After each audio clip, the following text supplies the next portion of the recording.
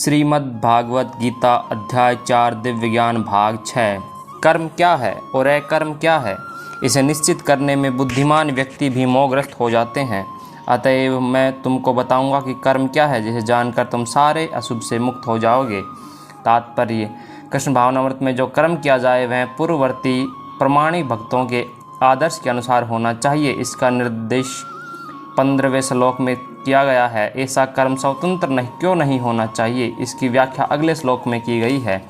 कृष्ण भावनामृत में कर्म करने के लिए मनुष्य को उन प्रमाणिक पुरुषों के नेतृत्व का अनुगमन करना होता है जो गुरु परंपरा में हो, जैसा कि इस अध्याय के प्रारंभ में कहा जा चुका है।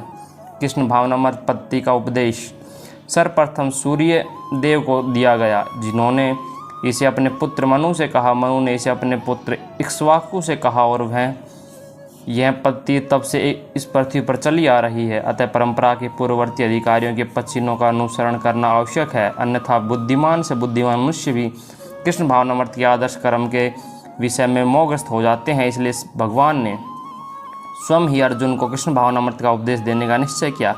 अर्जुन को साक्षात भगवान ने शिक्षा दिया था, जो भी अर्जुन के पश्चिनों पर चलेगा वह कभी मोहग्रस्त नहीं होना। कहा जाता है कि अपूर्ण प्रायोगिक ज्ञान के द्वारा धर्म पथ का निर्णय नहीं किया जा सकता। वस्तुतः धर्म को केवल भगवान ही निश्चित कर सकते हैं। धर्म तो साक्षात भगवत प्रणीतम। अपूर्ण चिंतन द्वारा कोई किसी धार्मिक सिद्धांत का निर्माण नहीं कर सकता। मनुष्य को चाहिए कि ब्रह्मा, शिव, नारद, मनु, चारों कुमार, कपिल, प्रहलाद, भीष्म, सुखदेव, गोस्वामी, यमराज, जनक तथा बलि महाराज जैसे महान अधिकारियों के पश्चिनों का अनुसरण करे। केवल मानसिक चिंतन द्वारा यह निर्धारित करना कठिन है कि धर्म या आत्म साक्षात्कार क्या है।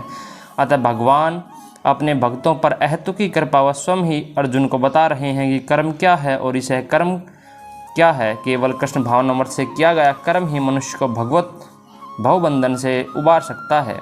कर्म की बारीकियों को समझना अत्यंत कठिन है, अतः मनुष्य को चाहिए कि वह यह ठीक से जाने कर्म क्या है, विकर्म क्या है और अकर्म क्या है। तात्पर्य: यदि कोई सचमुच ही भवबंधन से मुक्ति चाहता है तो उसे कर्म, अकर्म तथा विकर्म के अंतर को समझना होगा। कर्म, अकर्म तथा विकर्म के विश्लेषण की आवश्यकता है, क्योंकि यह अत्यंत गहन विषय है। कृष्ण भावनामृत को तथा गुणों के अनुसार कर्म को समझने के लिए परमेश्वर के साथ अपने संबंध को जानना होगा। दूसरे शब्दों में, जिसने यह भली भांति समझ लिया कि वह जानता है कि जीवात्मा भगवान का नित्य दास है और फलस्वरूप उसे कृष्ण भावनामृत में कार्य करना है, संपूर्ण भगवत गीता का यही लक्ष्य है।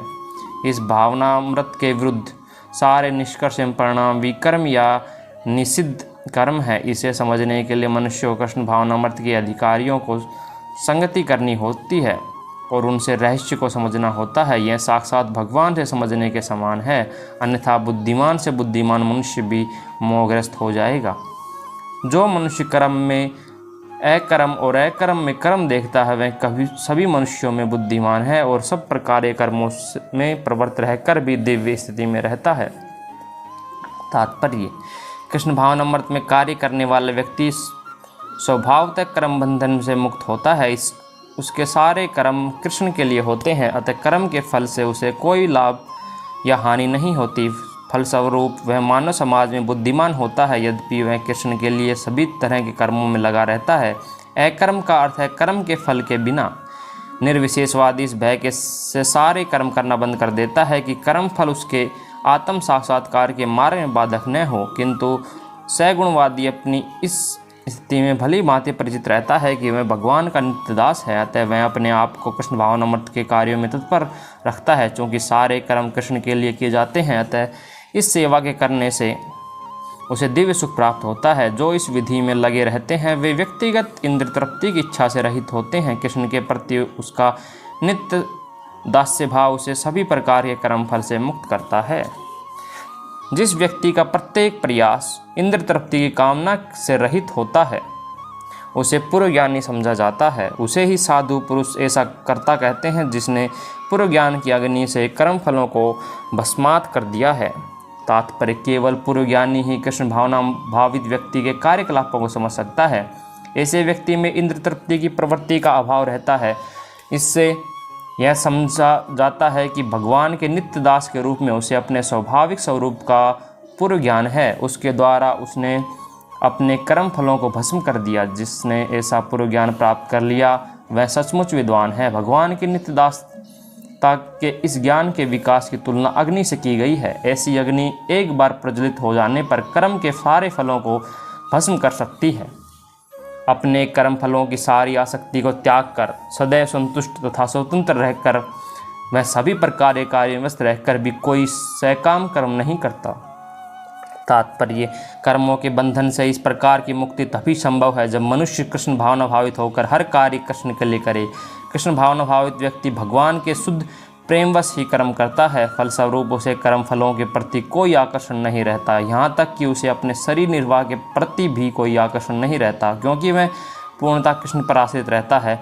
वह न तो किसी वस्तु को प्राप्त करना चाहता है, न अपनी वस्तु की रक्षा करना चाहता है। वह अपनी पूर्ण सामर्थ्य से अपना कर्तव्य करता है और कृष्ण पर सब कुछ छोड़ देता है। ऐसा अनासक्त व्यक्ति शुभ अशुभ कर्म फलों से मुक्त रहता है, मानो वह कुछ भी नहीं कर रहा हो।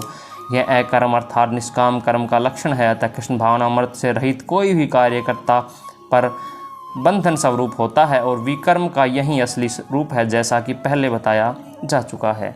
ऐसा ज्ञानी पुरुष पूर्ण रूप से संयमित मन तथा बुद्धि से कार्य करता है, अपनी संपत्ति के सारे स्वामित्व को त्याग देता है और केवल शरीर निर्वाह के लिए कर्म करता है।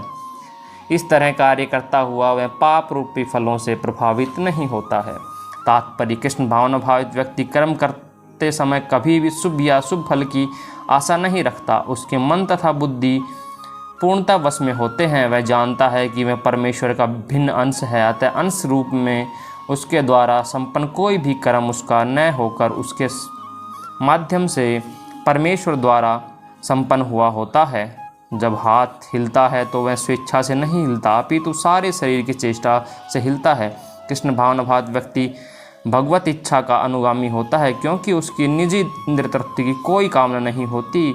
वह यंत्र के एक पुर्जे की भांति हिलता डुलता है। जिस प्रकार रखरखाव के लिए पुर्जे को तेल और सफाई की आवश्यकता पड़ती है, उसी प्रकार कृष्ण भावना भावित व्यक्ति कर्म के द्वारा अपना निर्वाह करता रहता है, जिससे वह भगवान की दिव्य प्रेम भक्ति करने के लिए ठीक बना रहे।